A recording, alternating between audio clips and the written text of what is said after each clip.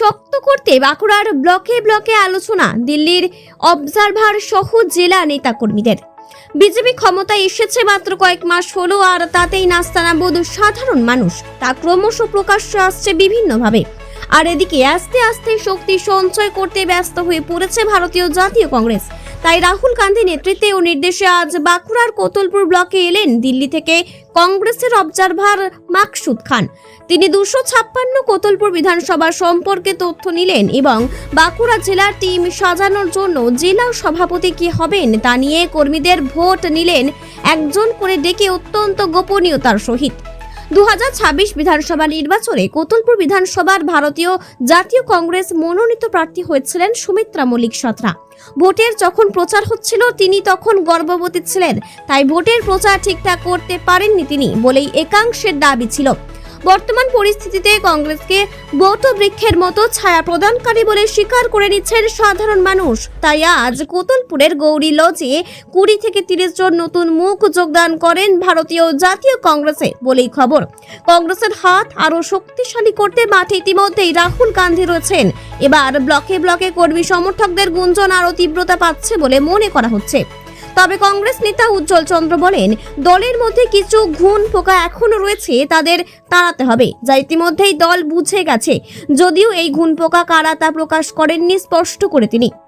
এদিন মাকসুদ খানকে উত্তরীয় ফুলের তোড়া সহযোগে স্বাগত জানান বাঁকুড়া জেলা ও কোতলপুর ব্লক কংগ্রেসের পক্ষ থেকে নেতা নেতৃত্বরা, যা ক্যামেরা বন্দী আমাদের।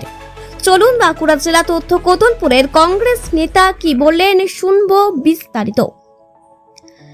বাঁকুড়ার কোতলপুর থেকে ইনামুল ভুইয়ার রিপোর্ট, নিউজ 10 বাংলা। এই অবজারভারের আসার কারণ হচ্ছে রাহুলজি গোটা ভারতবর্ষে জাতীয় কংগ্রেসকে শক্তিশালী করার জন্য ক্যাম্পেনিং এ নেমেছেন এবং ছাত্র কি গুঞ্জ আজকে হয়েছে, পুনেতে হয়েছে, বিহারে এই আমাদের আন্দোলন সফলতা পাচ্ছে, ঝাড়খণ্ডে দেখা গেছে রাহুলজির বক্তব্যের পর হেমন্ত বাবু যিনি ওখানকার মুখ্যমন্ত্রী তিনি ছাত্রদের বক্তব্য মেনে নিয়েছেন।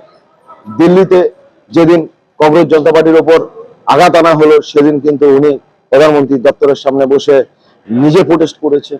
তো রাহুলজির মোটো অল ওভার ইন্ডিয়া বেসিসে জাতীয় কংগ্রেসের হাতকে শক্ত করা এবং যারা শিক্ষিত ছেলে মেয়ে আছে তারা যাতে এই যে সরকার, কেন্দ্রীয় সরকার তাদের উপর যে অত্যাচার নির্যাতন করছে এবং এডুকেশন সিস্টেমকে এর মধ্যে জালিয়াতির এক মাধ্যম বানিয়ে দিয়েছেন, সেই জায়গা থেকে তার বিরুদ্ধে রাহুলজি গোটা ভারতবর্ষব্যাপী তার আন্দোলন জাগিয়ে তুলেছেন।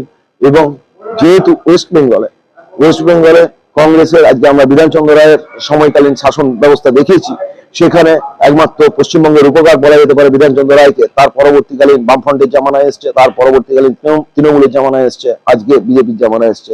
মানুষ ভালো নেই, সেই কারণে মানুষ চাচ্ছে কংগ্রেস যাতে আগামী দিনে শক্তিশালী হয় এবং এই দলের মধ্যে কিছু ঘুণ পোকা যারা এতদিন ধরে দলকে বিভিন্ন অন্যান্য দলের সাথে টাই আপ করে দলের ক্ষতি করার চেষ্টা করেছে তাদেরকে বাদ দিয়ে যাতে দলে কিছু নতুন মুখ আনা যায় এবং দল যাতে আরো শক্তিশালী হয়, তার এই যে রাহুল গান্ধীজির চিন্তাভাবনা, সেই চিন্তাভাবনার সফলতার জন্যই আজকে এআইসিসি থেকে মাননীয় অবজারভার সাহেব এসছেন। মাকসুদ খান মহাশয়, আমাদের দৃঢ় বিশ্বাস বাঁকুড়া জেলায় ওনার এই যে অবজারভেশন উনি যেটা পর্যবেক্ষণ করছেন তার পূর্ণাঙ্গ রিপোর্ট পাঠাবেন এবং সেখানেতে এই কেন বাঁকুড়া জেলা আজকে তথা দক্ষিণবঙ্গ পিছিয়ে আছে, জাতীয় কংগ্রেস পিছিয়ে আছে, তার একমাত্র কারণ কিছু সিদ্ধাহীন মেরুদণ্ডের মানুষ যারা এতদিন দলকে ঘুণ পোকার মতো শেষ করে এসছে, যাতে তাদেরকে বাদ দিয়ে নতুন প্রজন্মের হাতে ক্ষমতা দেওয়া যায় এবং দল যাতে আবার নতুন করে শক্তিশালী হয়, তার জন্য এই যে রাহুলজির